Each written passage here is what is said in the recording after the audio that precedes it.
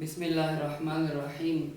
آج ہمارا گریڈ 8 کا جو سائنس کا ٹاپک ہے وہ ہے نیفران۔ پچھلے لیکچر میں ہم نے کڈنی کے انٹرنل سٹرکچر کے بارے میں پڑھا تھا، تو آج ہم نیفران کے بارے میں پڑھیں گے۔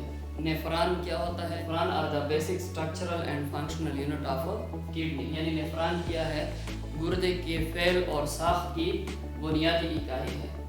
H kidney has over 1 million نیفران، ہر ایک گردے میں تقریباً 1 ملین نیفران موجود ہوتے ہیں۔ ایچ نیفران ہیز 2 پارٹس، ہر ایک نیفران کے 2 حصے ہوتے ہیں۔ ایک کو کہتے ہیں رینل کارپسل اور دوسرے کو کہتے ہیں رینل ٹیبیول۔ آپ کے سامنے یہ جو ڈائیگرام نظر آ رہا ہے، اس میں یہ والا جو حصہ ہے یہ چھوٹا سا، اس کو ہم کہتے ہیں رینل کارپسل، اور یہ جو نالی نما سارا حصہ ہے اس کو ہم رینل ٹیبیول کہتے ہیں۔ First part of نیفران is called renal کارپسل۔ نیفران کا یہ جو پہلا حصہ ہے، یہ والا حصہ، اس کو ہم رینل کارپسل کہتے ہیں۔ اب یہ رینل کارپسل پھر 2 حصوں پر مشتمل ہوتا ہے۔ اٹ کنسسٹ آف 2 اسٹرکچر، اس کی 2 ساخت ہوتی ہے۔ ایک کو ہم کہتے ہیں گلومیرولس اینڈ بومن کیپسول، اور دوسرے کو بومن کیپسول کہتے ہیں۔ گلومیرولس کیا ہوتا ہے؟ گلومیرولس از اے کلسٹر آف بلڈ کیپیلریز۔ گلومیرولس میں جو بلڈ کیپیلریز ہوتے ہیں یا خون کی جوراگیں ہوتے ہیں، اس کا ایک کلسٹر ہوتا ہے، گچھا ہوتا ہے۔ While Boman capsule is a cup shape structure enclosing the glomerulus، یہ کپ یا جو پیالہ نما شکل ہوتا ہے اور گلومیرولس میں بند ہوتا ہے۔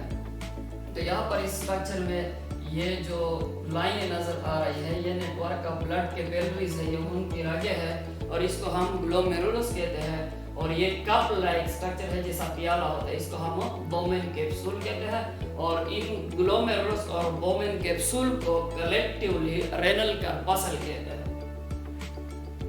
نیکسٹ ہے the tube-like structure of nephron connected the bowman capsule at its tip کہتے ہیں سرے کو، is called the renal tubule، یعنی جو گلومیرولس کا سرا ہوتا ہے، یہاں سے یہ شروع ہوتا ہے اور اینڈ تک لگا ہوتا ہے، اس کو ہم رینل ٹیبیول کہتے ہیں۔ یعنی نیفران کے جو 2 بیسک بنیادی اسٹرکچر ہے، اس میں ایک رینل کارپسل ہے، یہ چھوٹا سا حصہ جس میں گلومیرولس اور بومن کیپسول ہوتا ہے، اور باقی جو نالی نما اسٹرکچر ہے اس کو رینل ٹیبیول کہتے ہیں۔ ٹیبیول نالی کو کہتے ہیں، اور رینل کا لفظ گردے کے لیے استعمال ہوتا ہے۔ Urine is form in these ٹیبیولز، جو پیشاب ہوتا ہے وہ ان نالیوں میں پیدا ہوتا ہے۔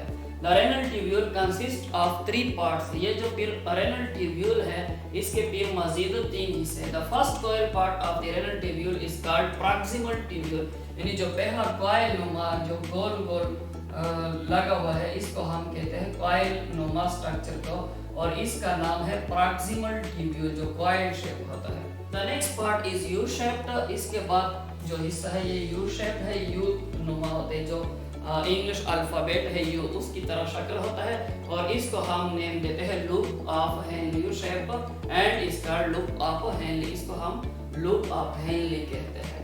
The third and the last part of the renal tubule is again coiled، یعنی جو اس کا تیسرا حصہ ہے یہ پھر کیا ہوتا ہے؟ coil ہوتا ہے، ابھرا ہوا ہوتا ہے گول سرکل نما، اور اس کو ہم کہتے ہیں اس کا distal tubule، تو اس کو ہم distal tubules کہتے ہیں۔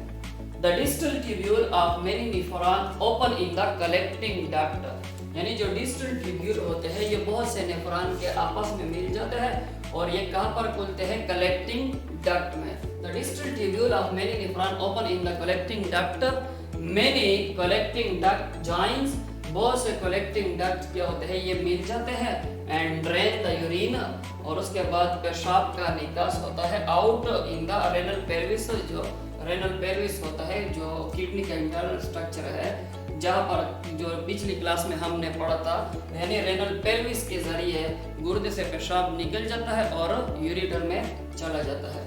تو آج کا یہ ایک چھوٹا سا ٹاپک تھا نیفران کے سٹرکچر سے متعلق، تو میں امید کرتا ہوں کہ انشاءاللہ آپ کو اس کی بہتر سمجھ آئی ہوگی۔